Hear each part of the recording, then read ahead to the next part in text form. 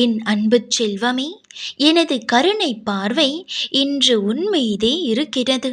அதனால்தான் எனது இந்த வார்த்தையை கேட்கும் பாக்கியத்தை நீ பெற்றிருக்கின்றாய்.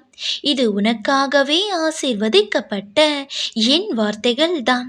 எனவே எந்த தயக்கமும் இல்லாமல் முழுமையாக கேள். உன்னுடன் தான் நான் இருக்கின்றேன். உன் மனதில்தான் நான் நிறைந்திருக்கின்றேன்.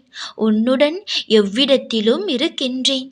நீ வாய்த்திருந்து என்னிடம் கேட்காத உன் தேவைகளையும் உன் மனமறிந்து நான் செய்திருக்கின்றேன்.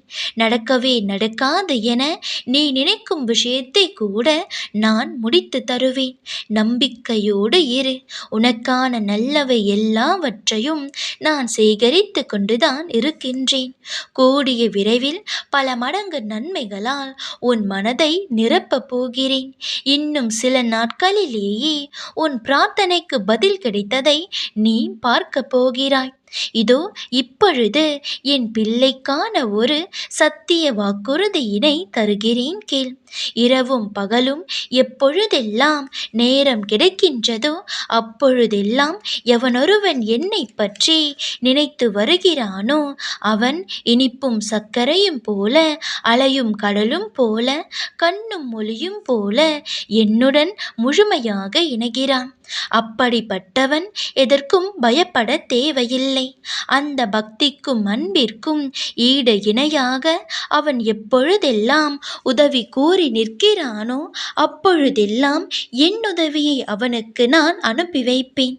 எந்த உருவிலேனும், எந்த வடிவிலேனும், எந்த நேரத்திலேனும் என் உதவி அவனை சென்றடையும்.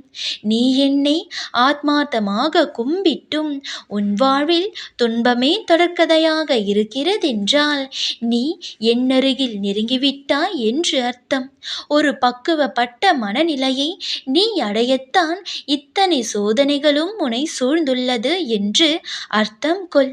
அனுதினமும் என்னை சேவிக்கும் பக்தனின் கூடவே இருந்து காப்பாற்றுவதே என் தர்மம். இது என் பக்தர்களுக்கு நான் கொடுக்கும் வாக்குறுதியுமாகும். எனவே உனது துயரங்கள் தீர்ந்து நீ வேண்டியது நிறைவேறும். மாறாத நம்பிக்கையும் நீடித்த பொறுமையும் உண்மையான பணிவான நேர்மையான செயல்பாடுகளே உன் லட்சியத்தை அடைய செய்யும் வழிகளாகும். என் மீதான உன் முழு நம்பிக்கை உனக்கு எல்லாவற்றையும் நடத்தி தரும். நம்பிக்கையோடு இரு.